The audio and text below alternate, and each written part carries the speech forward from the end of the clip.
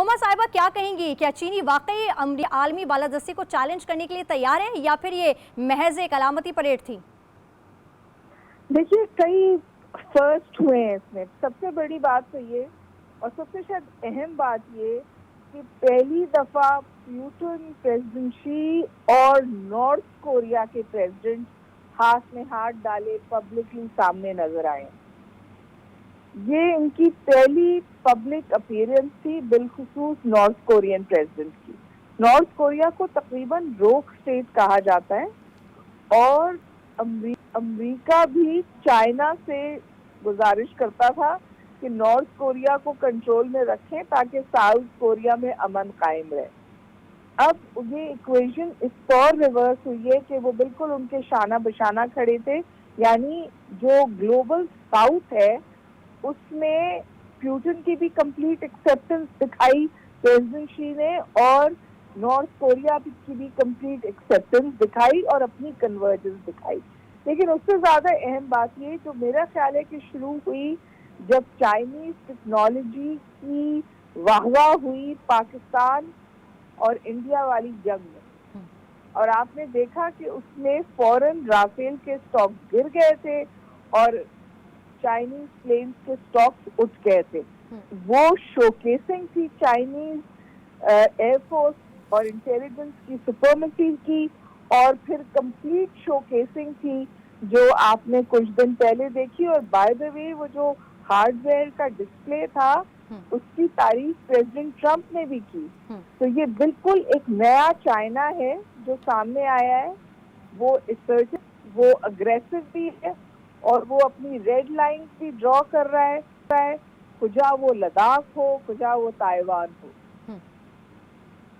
बिल्कुल Huma. Air commodore Khalid Chishti साहब भी हमारे साथ मौजूद है। चिश्ती साहब, क्या ये एक नई सर जंग का इशारा है जहां चीन, रूस और शिमाली कोरिया, अमेरिका और यूरोप के सामने इत्तेहादियों की शक्ल में खड़े दिखाई दे रहे हैं सर? मेरा ख्याल है जंग तो नहीं है, लेकिन वो जो यूनिपोलर वाला कॉन्सेप्ट हो गया था कि अमेरिका जिसको चाहता था वो समझता था कि either you are with us और अगेंस्ट अस, यानी कि या हमारी तरफ हैं या हमारे मुखालिफ हैं।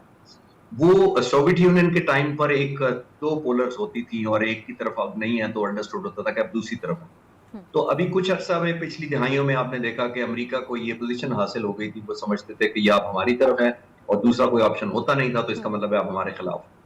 तो ये एक नई मैं तो कहता हूँ इसको मल्टीपोलर दुनिया होनी चाहिए, बिकॉज उसके अंदर चेक एंड बैलेंस रहना चाहिए। दो सुपर पावर या एक सुपर पावर नहीं होनी चाहिए, अलायंसेस होने चाहिए, हर मुल्क को अपने इंटरेस्ट में काम करना चाहिए।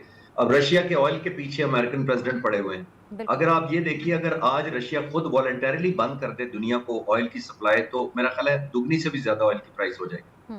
और दुगनी क्यों हो जाएगी? बिकॉज बहुत ज्यादा दुनिया कंज्यूम कर रही है, अमेरिका की ख्वाहिश के खिलाफ कर रही है। सबसे बड़ा चाइना है और चाइना ने इनपुट अपनी बढ़ा दी है, इंपोर्ट बढ़ा दी है जब से ये ज्यादा प्रेशर किया अमेरिकन, और चाइना को ज्यादा कुछ नहीं कह पा रहे। आपने नोट किया अमेरिकन प्रेसिडेंट इंडिया को कह रहे हैं।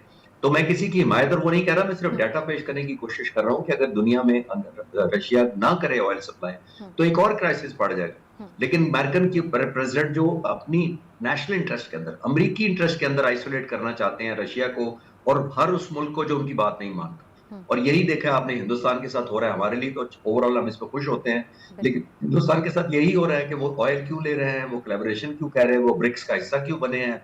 तो अमेरिका ये चाह रहा है, लेकिन मैं as a student of political strategy या मिलिट्री स्ट्रैटेजी ये कहूंगा कि ये दुनिया मल्टीपोलर होनी चाहिए, इसमें सेगमेंट्स होने चाहिए, अपने अपने नेशनल इंटरेस्ट और इकोनॉमी के हिसाब से ट्रेड करना चाहिए, आप जिससे मर्जी करें। लेकिन यहाँ अनफॉर्चुनेटली नहीं हो रहा। लेकिन अभी वॉर तो नहीं हो रही, लेकिन ये जो परेड की है चाइनीज हुकूमत ने और ऑब्वियसली मिलिट्री का जो एग्जिबिट किया है उन्होंने बहुत ज्यादा फोर्स, वो एक नई डायमेंशन दी है। बिकॉज जिस तरह के उन्होंने एआई है, रोबोटिक्स हैं, सब सरफेस यानी कि सतह समंदर से भी नीचे उन्होंने वेपन्स शो कर दिए हैं, लेजर का बहुत ज्यादा इस्तेमाल उन्होंने टेक्नोलॉजी में किया है। तो ये हैरानकुन हमारे लिए नहीं है, आई एम श्योर अमेरिका के लिए भी हो। बिल्कुल हैरानकुन हमारे लिए नहीं है, अमेरिका के लिए। हुमा साहिबा, इस उभरते हुए नए मौशी ब्लॉक में पाकिस्तान के लिए क्या मौके हैं और हम कैसे फ़ायदा उठा सकते हैं, बिलखुसूस तिजारत बढ़ाने के हवाले से?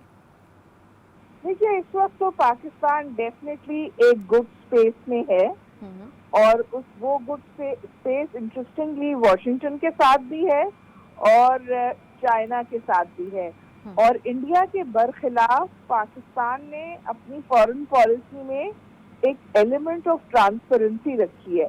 जब इंडिया रशिया और वॉशिंगटन दोनों के साथ इंगेज होता था तो वो हार्ड हेजिंग करता था।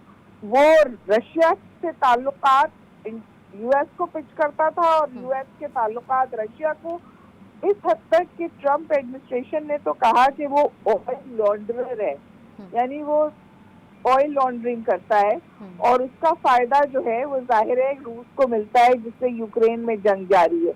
लेकिन जो हकीकतें हैं वो बड़ी मुख्तलिफ हैं, क्योंकि सिर्फ इंडिया नहीं खरीदता है रशिया से ऑयल, रशिया से यूरोप भी ऑयल खरीदता है। और जब रशिया की ऑयल की खरीदारी में कमी होती है तो उसको चाइना वो ऑयल खरीद कर वो कमी पूरी कर देता है। तो इतनी डिफिकल्ट इक्वेशन है कि इसको मेरे जो जाती ख्याल है as a student of international relation, multipolarity भी इसका नाम नहीं।